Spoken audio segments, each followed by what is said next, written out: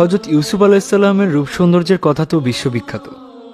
পবিত্র কোরআনে তার সেই সৌন্দর্যের বর্ণনা করা হয়েছে। তবে আখির নবী হযরত মুহাম্মদ সাল্লাল্লাহু আলাইহি ওয়াসাল্লামের সৌন্দর্য ছিল আরও বেশি দীপ্তিমান। একবার হযরত আয়েশা সিদ্দিকা রাদিয়াল্লাহু তাআলা আনহা বসে আছেন। এমন সময় মদিনার কয়েকজন মহিলা তার নিকট এসে বসলেন। কথার এক পর্যায়ে তারা বললেন, আমাদের মনে একটি প্রশ্ন ছিল, আপনার কাছ থেকে তার উত্তর শোনার আকাঙ্ক্ষা নিয়ে এসেছি।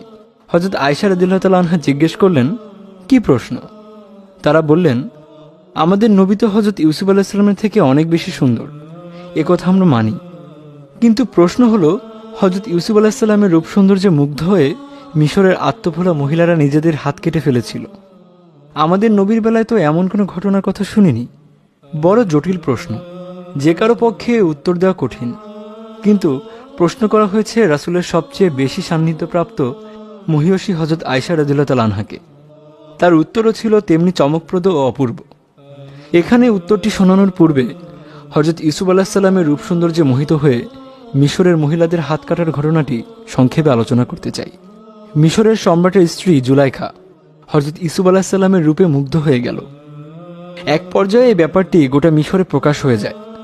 মিশরের মহিলাদের মধ্যেও সমালোচনা ও মন্তব্য চলতে থাকে যে দেশের ফার্স্ট লেডি জুলাইখা নিজের গোলাম ইউসুফের প্রেমে হাবুডুবু খাচ্ছে। মহিলাদের এই কানাকানির কথা জুলাইখার কানেও এলো।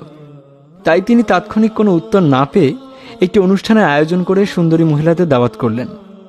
নির্ধারিত দিন সবাই খাওয়া দাওয়ার পর্ব শেষ করলে তিনি সকলের হাতে ছুরি এবং ফলমূল দিলেন কেটে খাওয়ার জন্য। মহিলারা ফল কাটা শুরু করা মাত্র তিনি হযরত ইউসুফ আলাইহিস সালামকে বললেন বের হয়ে সকলের সামনে দিয়ে হেঁটে যাওয়ার জন্য।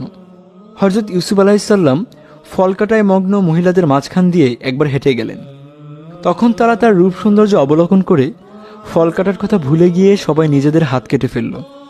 তার অপার সৌন্দর্যে অভিভূত হয়ে অবাক বিস্ময়ে বলে উঠল, এ কি আশ্চর্য রূপ! এ তো মানুষ নয়, ফেরেশতা। তখন মোক্ষম সুযোগ পেয়ে জুলাইখা মহিলাদের লক্ষ্য করে বললেন, কি ব্যাপার, একবার দেখেই তোমাদের এই অবস্থা?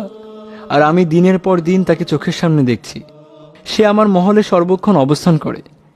এর ব্যাপারেই তোমরা আমাকে তিরস্কার করছিলে। এই ঘটনার অবতারণা করেই মদিনার মহিলারা হযরত আয়েশা রাদিয়াল্লাহু তাআলা আনহাকে প্রশ্ন করেছিল।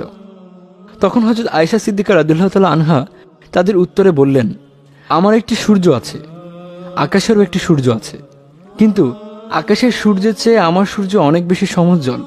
কারণ পৃথিবীর সূর্য উদিত হয় ফজরের পর, আর আমার সূর্য দীপ্তিমান হয় ঈশার পর থেকে।